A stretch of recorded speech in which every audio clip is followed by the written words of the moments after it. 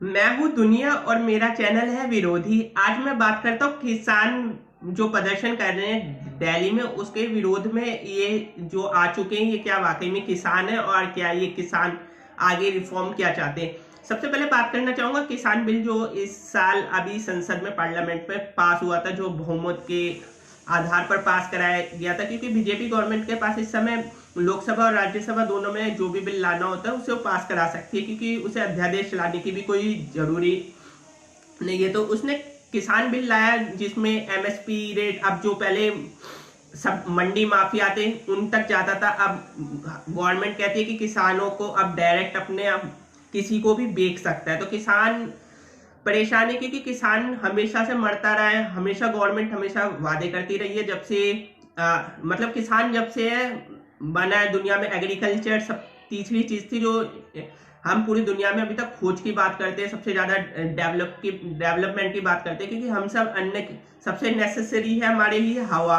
हवा अशुद्ध है, उसके बाद आता है पानी और उसके बाद आता है फूड। तो फूड जो हम खाते हो हमें किसान ही देता है, किसान अन्नदाता है। किसानों के नाम पे हमने बहुत सारे वादे किए हैं, बहुत कुछ करते हैं कि किसानों की आय दुगनी कर दी जाएगी, डबल हो जाएगी, लेकिन ऐसा कभी होता नहीं। किसान पहले भी पूर्व में भी मरता था, वर्तमान में भी उसकी स्थिति दयनीय है, कितने किसान सुसाइड कर रहे हैं, और आगे भी उसकी स्थिति को और दयनीय बनाने के लिए कानून लाया गया। क्योंकि किसान जो कानून लाया है, ये एमएसपी के रेट, इससे फार्मर्स को तो कुछ मिलना नहीं है। इससे फायदा किसका होगा? अभी 2-3 सालों तक मैं बता चुका था, एक वीडियो मेरा पहले भी और देख सकते हो, आपको दिख जाएगा। तो आप देखिए, किसान जो पहले एमएसपी में बेचता था, उधर मंडी माफिया थे, हर राज्य अपने राज्य से बाहर किसान बेच नहीं सकता था। मान लो कोई कर्नाटक का किसान है, वो कर्नाटक में ही बेच सकता था, लेकिन आज किसान को कहा गया है कि अब वो कहीं पे भी बेच सकता है अपना माल, किसी भी कोने में, कहीं पे भी भारत में। तो बस उसके लिए लेकिन वो बेचेगा किसको? बड़े बड़े पूंजीपतियों को, बिजनेसमैनों को। एमएसपी तो खत्म हो जाएगी जो लोकल मार्केट है जो अभी। और ये जो प्रदर्शन कर रहे हैं, ये भी आप देख सकते हैं, इनमें कोई किसान नहीं है, ज्यादातर इनमें मंडी माफिया, जिनका बिजनेस ठोपट चौपट हो जाएगा क्योंकि ये बिल लाने से। मैं इनका लेकिन किसान जो खेती करता है वो तो विरोध भी नहीं कर सकता। किसान कितने अपने घरों से लेके बाहर, कर्नाटक, तमिलनाडु, उत्तर प्रदेश, महाराष्ट्र और कुछ एरिया ऐसे, विदर्भा, बुंदेलखंड, वहां पे हमेशा किसानों की स्थिति की बात कही जाती है कि किसानों के लिए कर देंगे, कितनी पार्टियां बन गई उनके नाम पे। सूखा पड़ता है, अकाल पड़ता है, लेकिन किसानों के लिए बारे में कोई नहीं सोचता। जबकि हमारे देश की जो जीडीपी में कंट्रीब्यूशन देखा जाए तो किसानों का आज बहुत कम रह चुका है, मतलब 15 से 16% करीब रह चुका है, और जबकि उसमें पार्टिसिपेट करता है 50% जनसंख्या। पहले तो इससे भी ज्यादा थी। अब धीरे धीरे हम सर्विस की तरफ आगे बढ़ रहे हैं, क्योंकि हमने इंडस्ट्रियलाइजेशन की तरफ हमने देखा नहीं, हमने सीधा फर्स्ट से थर्ड की तरफ जंप मार दी। तो बात करना चाहूंगा, किसानों पर इतने विरोध हुए, जो अभी किसान दिल्ली के आसपास एरिया में आ चुके हैं, बुरारी से लेके हरियाणा और ये जो पंजाब के रास्ते आए, आप देख सकते हो हजारों की भीड़ है। और दिल्ली में जुर्माना है 2,000 रुपए का, तो कोई जुर्माना नहीं ले रहा। आप देखो तो केजरीवाल 10 करोड़ रुपए तो एक दिन में वसूल सकता है इन किसानों से, क्योंकि किसी ने कोई मास्क नहीं लगा रखा।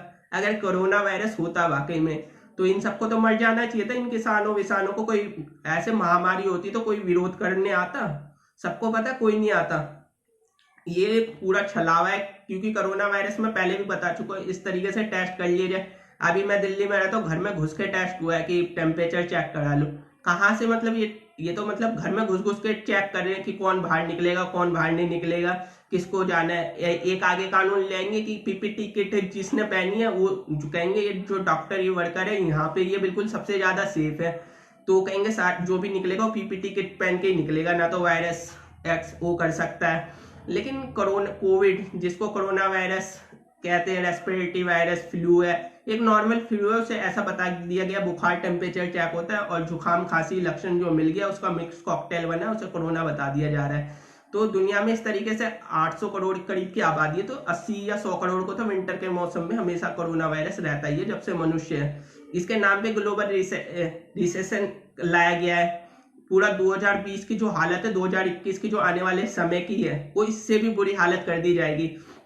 अमेरिका का मैं बता चुका हूँ, अमेरिका के तो टुकड़े होने ही है, उस बटेगा, वो आग लगेगी। जो जंगलों में ग्रीनरी थी वो आप देख सकते हो, ग्रीनरी इस साल अमेजोन में लगी, ऑस्ट्रेलिया के बुश फायर लगी, अर्जेंटीना में लगी, इंडिया में जंगलों में लगी। अभी और उससे ज्यादा तबाही आएगी कुदरती, क्योंकि तबाही मचाने वाले भी यही लोग हैं, करने वाले भी यही हैं। और जो वैक्सीन दी जाएगी, वैक्सीन एक जहर है। जो शुरू की वैक्सीन होगा वो सही दे दे, सेकंड वैक्सीन भी सही दे दे, जिससे कोई, ताकि वैक्सीन के खिलाफ जो लोग प्रदर्शन कर रहे हैं उसे शांत किया जा सके।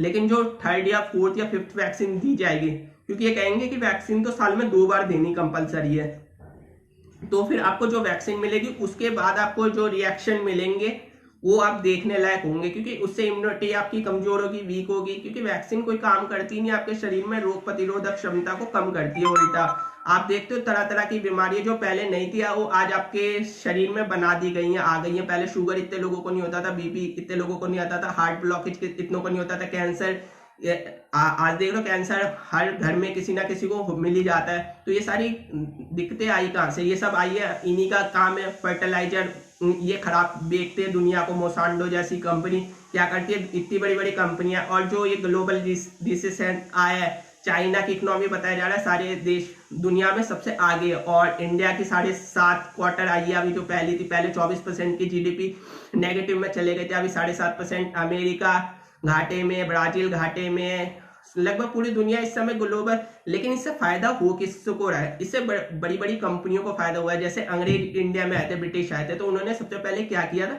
सबसे पहले उन्होंने इंडिया में छोटे छोटे उद्योगों को खत्म किया था। आज आप देख सकते हो छोटे छोटे उद्योग जो धंधे हैं, जिनकी मान लो 20 करोड़ की कंपनी थी, 50 करोड़ की, 100 करोड़ की, वो तो चलाने लायक बचे ही नहीं। वो जो बनाते थे स्टॉक मार्केट में भी वो उनके सारे के सारे शेयर है। अब उन्हें खरीद कौन रहा है? ये जो बड़ी बड़ी कंपनियां हैं। ये जो आप मैं बता चुका हूँ, आने वाले समय में बस कुछ कंपनियों का राज चलेगा। अपने हिसाब से आर्थिक नीति पूरी दुनिया में बताएंगे क्या होना चाहिए, क्या नहीं होना चाहिए, कैसे काम होगा। तो इन्हीं कंपनियों का राज है। उन्होंने उन कंपनियों को खरीद लिया। जैसे अभी आप देख सकते हो लक्ष्मी विलास बैंक डूबा। हमारे आधे से ज्यादा बैंक, लगभग सारी बैंक इंडिया में देखा जाए तो घाटे में है, क्योंकि उनसे जो लोन लेता है वो लोन चुका नहीं पाता बिजनेसमैन। तो सारे के सारे अब ये बैंक खुद इस हालत में कि क्रेडिट किसी को दे नहीं सकते, डेबिट। अब ये क्या करेंगे? तो मतलब सारी दुनिया में इकोनॉमी का ठप्पा बिठा रखा है, सारी दुनिया में कोरोना वायरस के नाम पे। आखिर वर्ल्ड बैंक ये जो काम कर रहा है, इसके पीछे WHO काम करता है, UNO काम करता है, WTO कर रहा है। तो इन सबों ने मिलके, जो हमारी गवर्नमेंट है और ऐसी सारी दुनिया की गवर्नमेंट है, सारी के सारी बिकी हुई है इन्हीं के तंत्र के आगे। और मैं तो कहता हूँ गुलाम है सारे के सारे। कोई कहता है कि ये WWE फिक्स है, क्रिकेट फिक्स है, ये प्रैंक तो पहले से स्क्रिप्टेड होता है। मैं कह रहा हूँ सारी दुनिया स्क्रिप्टेड है, सब फिक्स है। तुम भी गुलाम, तुम भी उसका किरदार निभा रहे हो। तुम्हारी सोचने समझने की शक्ति है ना, वो बिल्कुल क्षणिक हो चुकी है, बिल्कुल कमजोर हो चुकी है। और मैं बता रहा हूँ मेरे वीडियो ना बिल्कुल फ्री है, कोई भी जाके मीम बना सकता है, कुछ भी कर सकता है, कोई भी कहीं से भी कुछ भी कर सकता है। कोई कॉपीराइट क्लेम नहीं करूंगा, क्योंकि मेरा सोशली मैसेज भेजना चाहता हूँ दुनिया तक की कोरोना वायरस की सच्चाई पहुंचे। और मेरे को बीच में बोलना पड़ता है, और मैं आगे फिर से किसान का मुद्दा उठाऊंगा। आखिर किसान क्या है, किसान क्यों कर रहा है? ठीक है, किसानों के आंदोलन इसी प्रकार चलते रहेंगे। देखो आप, प्राइवेट कंपनी आई थी इंडिया में मेट्रो के नाम पे, तो प्राइवेट कभी भी वो सोशल वर्क के लिए कुछ काम नहीं करता, समाज के लिए कुछ काम नहीं करता। जैसे दिल्ली मेट्रो आई, उसने जो एयरपोर्ट लाइन थी वहां से विड्रॉल कर लिया। क्यों विड्रॉल किया? क्योंकि उसका फायदा नहीं हो रहा था। मैंने भी देखा वो मेट्रो लाइन बिल्कुल खाली जाती थी, कोई नहीं बैठता था, 1 या 2 आदमी बैठते थे। तो रिलायंस जैसी कंपनी हो तो घाटे में जाएंगे नहीं।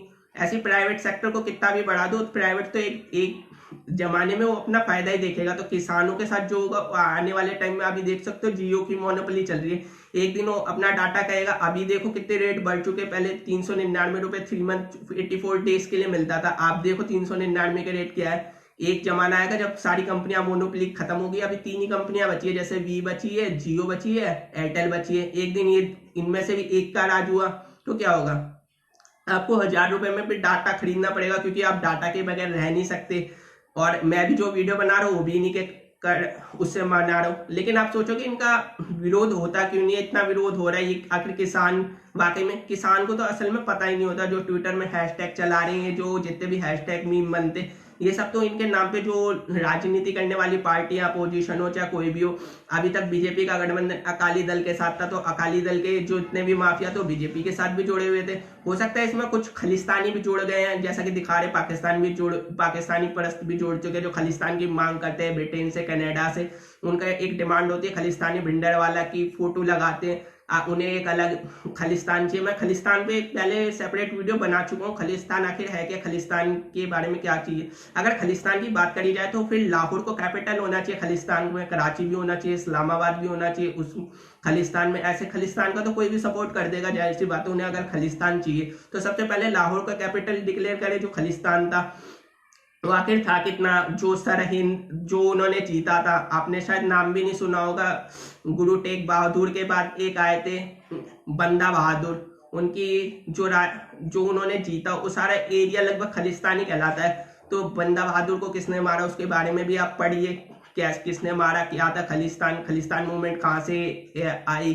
तो इन सब के बारे में पढ़ना होगा, क्योंकि ये जो operation blue star Indira Gandhi ने किया था 1984 में, जिसके बाद इंदिरा गांधी को मार भी दिया था। उसके बाद दिल्ली जैसे शहर में रोड्स हुए थे काफी बड़ी मात्रा में। आखिर तो ये फिर से वही सब मूवमेंट कर रहे हैं, कुछ आ गए टुकड़ा टुकड़ा गैंग जिन्हें कहा जाता है वल्चर ऑफ जर्नलिज्म। तो ये ऐसी चीजों को सपोर्ट करते हैं ताकि देश फिर से टूटे बिगड़े। इनका कोई किसानों से कोई लेना देना नहीं है जो किसानों के नाम पे कर रहे हैं। लेकिन मैं ये जरूर कहना चाहता हूँ, किसानों के साथ अन्याय जरूर हो रहा है। किसानों के नाम पे बिल जो लाया जा रहा है वो बिल्कुल वैसे गलत है, क्योंकि इससे किसानों को कोई फायदा नहीं होगा। बस एक फायदा होगा जनता तक की, जनता को थोड़ा प्राइस रेट कुछ सालों तक कम मिलेगा। और जो स्टोरेज की समस्या, जो अभी हमारा प्रोडक्ट है जो हम किसानों के माध्यम से, क्योंकि सरकार के पास इतने बड़े स्टोरेज है नहीं, क्योंकि वहां पे अनाज मंडियां हैं जो अनाज का वो बनाते हैं, वहां पे माल सड़ जाता है। अब हो सकता है कि वहां पे प्रिजर्वेटिव रखे जाए और माल बिल्कुल सड़े ना और काफी सालों तक चले जाए, और इंडिया का जो रॉ मटेरियल है वो विदेशों में जाके और महंगा बिकेगा, क्योंकि इंडिया का किसान मेहनत करेगा और फायदा होगा विदेशी कंपनियों को, क्योंकि इंडिया में भी किसी पे इतना पैसा तो है नहीं कि वो लगा सके, ऊंची बैट खरीद सके। क्योंकि हमने सॉफ्टवेयर के नाम पे हमने सॉफ्टवेयर इंजीनियर प्रोड्यूस कर रहे हैं, आप देखते हो। लेकिन कोई भी सॉफ्टवेयर इंजीनियर अपना कोई गेटवे नेटवर्क नहीं बना सकता। आज जितने भी सॉफ्टवेयर इंजीनियर कहीं ना कहीं वो बस नौकर की तरह काम करते हो सकता है हाई सैलरी पेड हो, जैसे सुंदर पिचई ये 600 करोड़ रुपए सैलरी है, तो इसी तरीके से। लेकिन है वो कुछ मिला के उनके काम करने वाला एक प्रोडक्ट। तो इंडिया सॉफ्टवेयर इंजीनियर चाहे कितने भी प्रोड्यूस कर ले, हम कहीं ना कहीं हम नौकरी पैदा कर रहे हैं, उनके काम करने वाले। अपना कुछ नया बना नहीं रहे, नया इनोवेशन कर नहीं रहे इंडिया में, यही सब चलता रहता है। और हम कोरोना जो काल है उनमें भी धमकी दी गई होगी, क्योंकि मास्टर कार्ड का सारा उन पर डाटा पड़ा हुआ है। हम चाह के भी कुछ नहीं कर सकते, सबको दिख रहा है कुछ नहीं है, लेकिन हम चाह के भी करके आ सकते हैं। हमने अगर विड्रॉल कर लिया तो हम फिर से पाषाण युग की तरफ आ जाएंगे, क्योंकि टेक्नोलॉजी बिल्कुल सारी की सारी होने की है। क्योंकि हम टेक्नोलॉजी पे इतना काम ही नहीं करते, हम ये लगे रहते हैं इधर हिंदू मुस्लिम यही सब दिखाते रहते हैं राजनीति में, ये कोई मोदी भक्त बन जाएगा, कोई चमचा बन जाएगा, तो इन्हीं सब में लगे रहते हैं। और इसके कारण आज सारी दुनिया, वैसे हर देश में यही चलता है, अपोजिशन भी उन्हीं की होती है, पोजिशन जो पार्टी रूलर होती है वो भी उन्हीं के होते हैं, मतलब ये चलता रहा है। और मैंने पहले भी बताया था आप किसान आंदोलन को नजर बना के रखें। वैसे इसमें कुछ होना नहीं है, क्योंकि इसमें कॉर्पोरेट का पैसा मिला हुआ है, प्राइवेट पार्टनरशिप होगी, पब्लिक प्राइवेट पार्टनरशिप के नाम पे। तो इसमें जनता को थोड़ा सा फायदा बेनिफिट मिलेगा कुछ सालों तक, लेकिन आने वाले टाइम में अनाज जो जैसे अमेजोन में अभी प्रोडक्ट आते हैं वैसे अनाज आने लग जाएगा आपको, मतलब आपको दिखेगी मूली गाजर कैरेट जो भी है सब कुछ मिलेगा आपको, टमाटर जैसा फल आपको देखने को मिलेगा। तो थैंक यू सो मच, आप मेरे वीडियो इसी प्रकार देखते रहिए और सब्सक्राइब जरूर कर दिए और शेयर जरूर किया करें मेरे वीडियो को। धन्यवाद।